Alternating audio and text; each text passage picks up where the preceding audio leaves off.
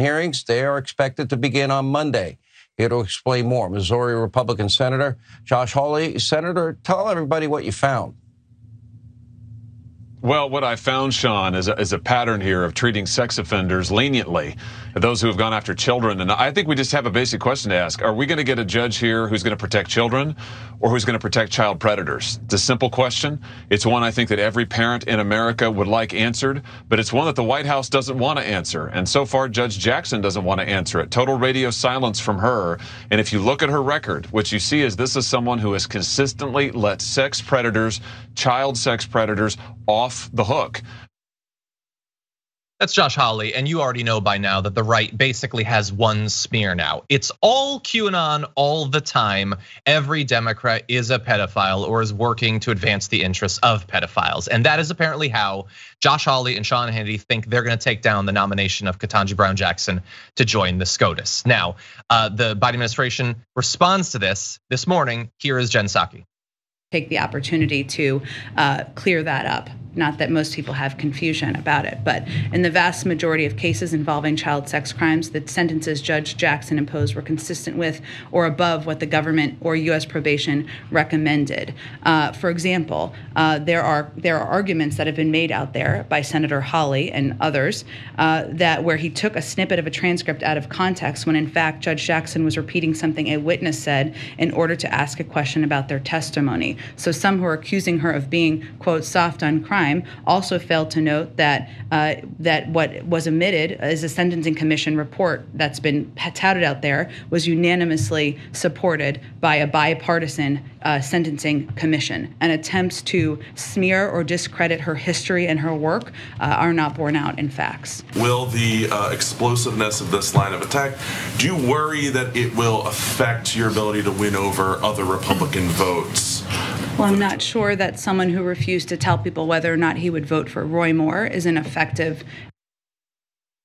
Okay, so she says he's not an effective messenger against the candidate. And look, I'm not the biggest fan of Jen Psaki. I think that the Psaki bomb stuff is annoying, but that is a good response. Dude was fine with Roy Moore, and now he wants to pretend that he's just concerned about the kids. That's what it is. So look, she also pointed out the facts. It's not just that Josh Hawley went on Sean Hannity to attack Ketanji Brown Jackson, pretending that she's a pedophile or defends them to activate the QAnon cultists in the right-wing base.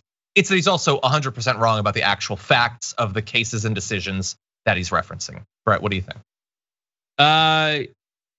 If I were the judge in the Olympics of attacks on Supreme Court justice nominees, I would give this the difficulty level is very low. This is the laziest move. This is this is the thing that, and I hate to be that guy, and it's people get mad at you for saying the word Russia. It's like saying you're mad because you said the sky is blue. Here's a fact. This is what the Russians do. They always call someone a pedophile. It's almost hilarious. It's always some weird deep fake Photoshop of that person's a pedophile. Oh my God, your enemies are all pedophile.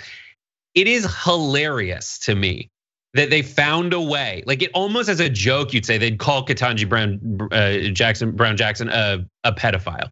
But they did, they found a way to call her a pedophile. It's when you see something, you see a video online and you count down how many comments in the YouTube comment section before a racist one happens. It's just how many comments before someone on the right calls Ketanji Brown Jackson, calls anything a pedophile. And the answer is Josh Hawley. It's always Josh Hawley, which is hilarious because the next person on Hannity's show is probably someone I don't know, Jim Jordan, who has actual tangible evidence of being related to a freaking child pedophilia, sexual assault accusation. The kid. Yeah, not protect. They don't protect the kids. They don't. Yeah, it's so bad. It's so lazy. It's so Josh Hawley. Josh Hawley, do you have anything to say about Matt Gaetz? Do you have any thoughts about Matt? No, you don't. See, that's the thing. We are citing very specific things. What I am not asserting and would not is everyone who disagrees with me, every Republican is a pedophile, because that is lazy and obviously untrue. It's beneath the limited amount of limited amount of dignity that remains in American politics. But on the right, that is their tactic, and it's explicit. We're gonna get to it because it apparently works. To jump ahead, Laura Ingraham. This is very recent. I think we talked about this last week. Lower third on our show, liberals are sexually grooming elementary students. That was in a discussion about Ron DeSantis and the Don't Say Gay bill. Just all liberals, all of them, not even just the elected ones. All liberals are grooming kids. Jesse Kelly, he tweeted, call them groomers and pedophiles if they oppose it, talking about that bill. Put them on the defensive, make them afraid, make them avoid talking about it. You have the high ground, use it to destroy your enemy. And I will say, as I said when we initially covered this, if you are declaring all of your opponents pedophiles, you may have some ground, but it ain't the high ground that you're on. Certainly not the moral high ground there. But that's what they're doing. It is, we know that our base is very low information. Why wouldn't they be? They get all of their news from Fox News. They have no idea what's going on. They're not familiar with people living a different sort of life than their own. We have convinced them via QAnon that everyone that they don't like is horrendous. They are at the very least sleeping with kids, possibly killing and eating kids too. That is literally what they say. And so now, if that's the thing that gets your base fired up, you're gonna tie it to literally every issue. And that's what they're doing now, and it's disgusting. And the final piece of this puzzle is it's because they have zero legislation that can help anyone. They have no legislative agenda on what to do with their power in government once they get it, if they get it, to actually benefit people in any tangible way. Yeah. Who would have thought that the people whose job is to cater to a bastardized message of Christianity, something that is not in keeping with the actual Bible, would also try to use cultural, tangentially related cultural issues as an opiate of the masses because they have no actual nutritional value in any of the things they propose. 100%. Anyway, I don't think it's gonna work. It's not to say that Ketanji Brown Jackson is definitely gonna get out of court or anything like this, but I don't think that this is the thing that's gonna sink her.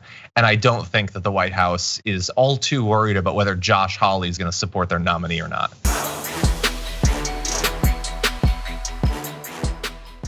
For more political news, breakdowns, interviews, stories of activism, and me trying my hardest to care about the occasional big celebrity news story, subscribe to our YouTube channel at youtube.com/The Damage Report. And you can ring the bell wherever it is so you don't miss anything.